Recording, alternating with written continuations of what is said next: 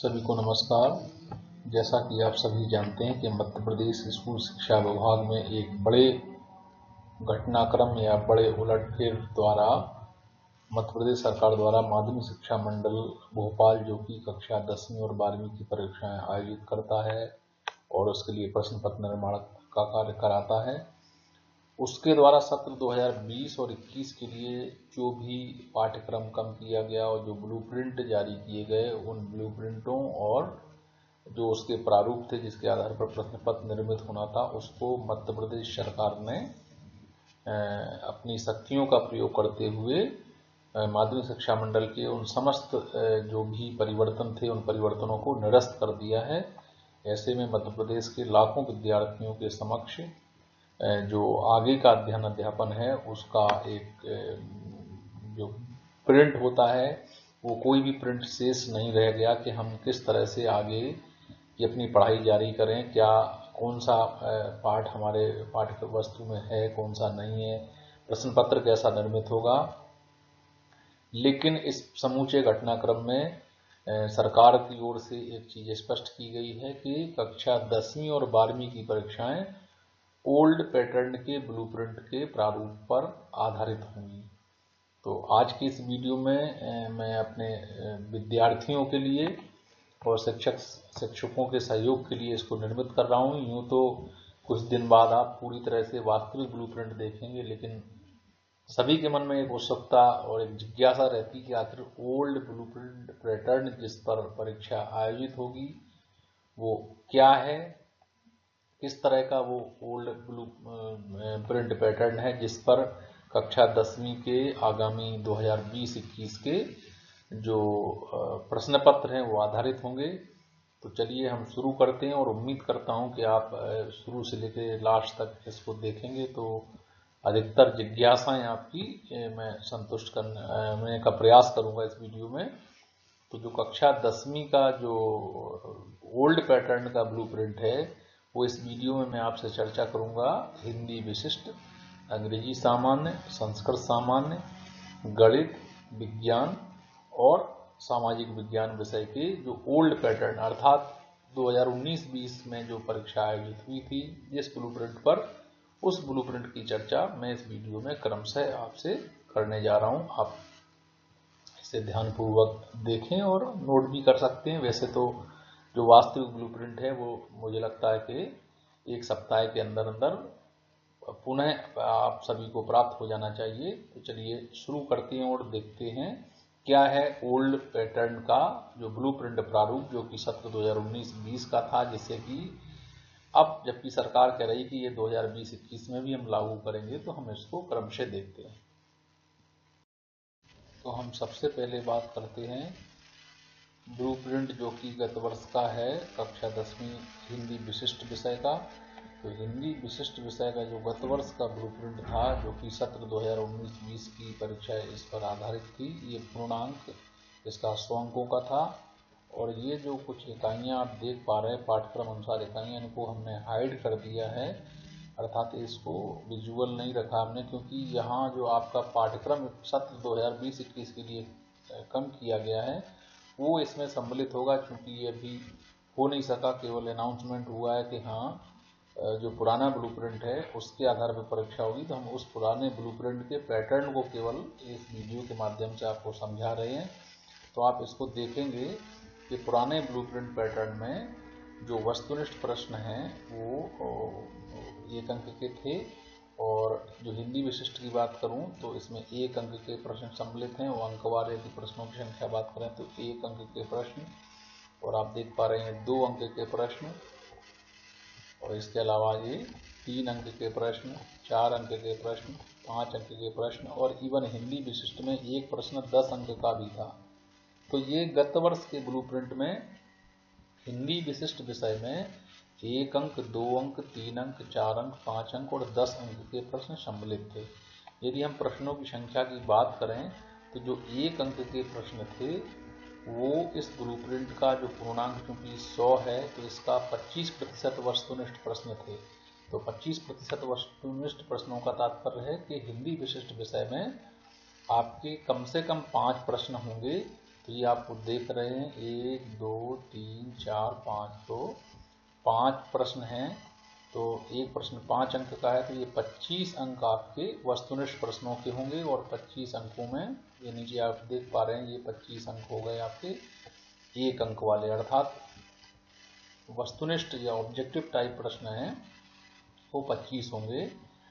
हम बात करते हैं 2 अंक के प्रश्नों की। ये 2 अंक दिख रहे हैं, तो 2 अंक के जो प्रश्न हैं उनकी संख्या हिंदी विशिष्ट विषय में गत वर्ष 11 थी। तो यदि इस ब्लूप्रिंट को फॉलो किया जाता है तो इस वर्ष भी 2 अंक के प्रश्नों की संख्या 11 रहने की संभावना है। तो 11 किस तरह से है, 5 2 7 और 3 10, 11 एक बार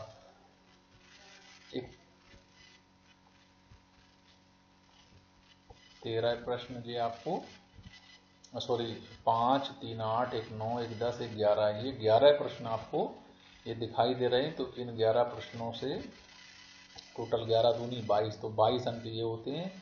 और 5 प्रश्न हैं तो ये 25 अंक ये होते हैं। तो 22 और 25 47। यदि हम बात करते हैं 3 अंक के प्रश्नों की, तो गत वर्ष हिंदी विशिष्ट विषय में 3 अंक के 3 प्रश्न थे, 1 2 और ये 3। तो 3 प्रश्न ये गत वर्ष के ब्लूप्रिंट में थे। तो यदि इस वर्ष भी ये ब्लूप्रिंट अप्लाई होता है तो इस वर्ष भी इनकी प्रश्नों की संख्या 3 रहेगी। तो 3 तिरका 9, तो 9 अंक ये हो गए 3 अंक के 3 प्रश्न। अब बात करते हैं 4 अंक के प्रश्नों की। तो 4 अंक के प्रश्नों की संख्या आप देख पा रहे हैं, तो 4 3 और 3 6 प्रश्न ये हुए। और निश्चित तौर पर नीचे कुछ प्रश्न होने की उम्मीद नहीं है। तो 3 3 6, तो 6 चौको 24, तो 24 अंक इस तरह से ये हो गए। तो ये 3 अंक के प्रश्नों की संख्या हो गई 6। हम बात करते 4 अंक के प्रश्नों की संख्या हो गई 6, तो 4 6 24। 5 अंक के प्रश्नों की बात करते हैं, तो ये इस तरह से आप देख पा रहे हैं कि किसी भी खंड में कहीं भी 5 अंक का प्रश्न नहीं दिख रहा, लेकिन नीचे देखते हैं। और तो ये 2 प्रश्न देख रहे हैं, 1 और 1 2, ये 5 अंक के प्रश्न है। तो 5 दूनी 10, तो 10 नंबर के ये हो गए। अब बात करते हैं 10 अंक के प्रश्न की। तो 10 अंक का एक प्रश्न इसमें सम्मिलित है। तो ये एक प्रश्न यहाँ लिखा हुआ है, निबंधात्मक प्रश्न हो सकता है। तो ये 10 7 + 3 10, तो ये 10 अंक का एक प्रश्न ये सम्मिलित है। टोटल हिंदी विशिष्ट विषय में प्रश्नों की संख्या 23 और 5 28, अर्थात 23 आपके प्रश्न हैं। और एक अच्छी बात इसमें ये थी कि ओल्ड प्रश्न पत्र में, ओल्ड ब्लूप्रिंट पैटर्न में, कि इसमें ये 2 नंबर से लेके 5 नंबर तक के जो प्रश्न हैं या 10 नंबर तक के जो प्रश्न हैं उनमें आंतरिक विकल्प अर्थात अथवा का एक प्रश्न रहता था हर प्रश्न में, जबकि नए पैटर्न में ऐसा नहीं था। उसमें आपको इस तरह की चॉइस नहीं थी, बल्कि नए पैटर्न में यह था कि मान लीजिए आपको 4 प्रश्न लिखने तो यहाँ 6 प्रश्न देने की बात थी। लेकिन ओल्ड पैटर्न में 2 अंक 3 अंक 4 अंक 5 अंक और 6 अंक के जितने भी प्रश्न पूछे जाएंगे उसमें एक अथवा का प्रश्न जरूर होगा। तो आप समझ गए होंगे कि हिंदी में जो टोटल था वो गत वर्ष हिंदी विशिष्ट का वो 100 अंक का था।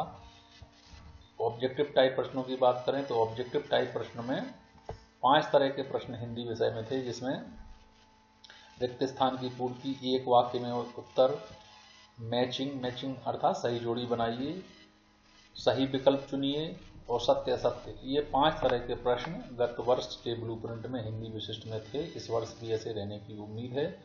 2 अंक के प्रश्न इसमें 11 थे, 3 अंक के 3 प्रश्न, 4 अंक के 6 प्रश्न, 5 अंक के 2 प्रश्न और 10 अंक का एक प्रश्न। इस प्रकार से 23 और 5 28 अंक का ये जो प्रश्न पत्र है वो आपका था। और ये सामान्य निर्देश थे जिसमें शब्द सीमा थी।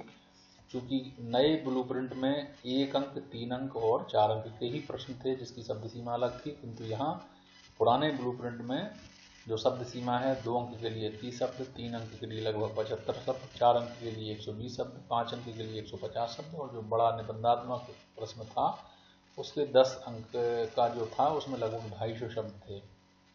तो इस तरह से आपने देखा कि हिंदी विशिष्ट का ये ओल्ड पैटर्न का ब्लूप्रिंट कक्षा 10वीं का किस तरह से, तो इससे आप अंक विभाजन समझ गए होंगे और आपने इसको नोट भी कर लिया होगा। कुछ ही दिनों में उम्मीद करता हूं कि माध्यमिक शिक्षा मंडल जो विधिवत ब्लूप्रिंट है जिसमें कि पाठ्यक्रम कम किया गया है उस पाठ्यक्रम को घटा करके वो इसको बना के देंगे। लेकिन आप ये मान के चलिए कि प्रश्नों का स्वरूप यही रहेगा प्रश्नों की संख्या इसी तरह की रहेगी और इसी तरह का पैटर्न रहेगा। केवल यहाँ कंटेंट जो है वो उसको आपको फिर समझना है कि किस विषय वस्तु में कितने अंक आवंटित हैं, लेकिन आपको एक मोटा मोटा खाका दिमाग में बन गया है कि किस तरह का प्रश्न पत्र हमारा अगर ओल्ड पैटर्न का ब्लूप्रिंट बनता है तो कैसे बनेगा। तो ये बात हुई हिंदी विशिष्ट की। चलिए अब हम बात करते हैं आगे अंग्रेजी सामान्य की। तो अंग्रेजी सामान्य में जो हमारा पैटर्न है उसको देखते हैं। तो ये अंग्रेजी सामान्य का जो प्रश्न पत्र है ये गत वर्ष अर्थात 2019-20 में ये 100 अंक का था। कक्षा 10वीं अंग्रेजी सामान्य का समय 3 घंटे। इसमें 4 जो हिस्से थे, रीडिंग, राइटिंग, ये आप तो देख पा रहे हैं, और नीचे मैंने करता हूँ ग्रामर एंड ट्रांसलेशन और टेक्स्ट बुक। तो इसके जो आवंटित अंक हैं, अब इस वर्ष अंकों का डिस्ट्रीब्यूशन अलग होने वाला है। आप इस मोटे मोटे तौर पर इसमें आप देख पा रहे हैं कि इसमें 1 अंक के प्रश्न सम्मिलित हैं, 2 अंक के हैं, 3 अंक के हैं, 4 अंक के हैं, 5 अंक के हैं, 6 अंक के हैं, इवन 7 अंक के भी प्रश्न इसमें सम्मिलित हैं। तो ये अंग्रेजी सामान्य में इस तरह के प्रश्न रहेंगे। और यदि प्रश्नों की संख्या की बात करें तो आप सीधे नीचे देखें तो इसमें कुल 18 प्रश्न रहने वाले हैं। तो अंग्रेजी विशिष्ट का ये 18 जो अंक हैं 18 प्रश्नों का ये रहेगा और टोटल इसका 100 रहेगा। यदि हम बात करें वस्तुनिष्ठ प्रश्नों की तो इसमें भी हिंदी की तरह रिक्त स्थानों की पूर्ति करें, एक वाक्य में उत्तर लिखें, सही विकल्प चुनिए, सत्य सत्य आदि के प्रश्न रहेंगे। 2 अंक के भी प्रश्न हैं, 3 अंक के भी प्रश्न हैं, ये शब्द सीमा लिखी हुई है। तो ये अंग्रेजी सामान्य में कुल 18 प्रश्न रहने की संभावना है। अब हम बात करते हैं संस्कृत सामान्य की।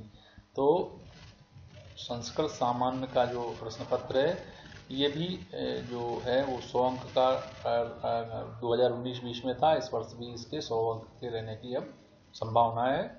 और इस पर जो आवंटित जो वस्तुनिष्ठ प्रश्न हैं वो हिंदी विशिष्ट की तरह इसमें 5, 5, 10, 5, 15, 5, 20, 5, 25। इसके अलावा 2 अंक के, 3 अंक के, 4 अंक के, 5 अंक के, 6 अंक के व 10 अंक के प्रश्न संस्कृत सामान्य में रहने वाले हैं। यदि प्रश्नों की संख्या की बात करें तो संस्कृत सामान्य में 5 प्रश्न रहेंगे, वो 5-5 अंक के रहेंगे, अर्थात ये बहुविकल्पीय वस्तुनिष्ठ प्रश्न हैं। 5 25 हुए, ये 10 अंक लिखे हुए हैं। इसका तात्पर्य है कि इसमें 2 नंबर वाले 5 प्रश्न होंगे, 2 पंचे 10।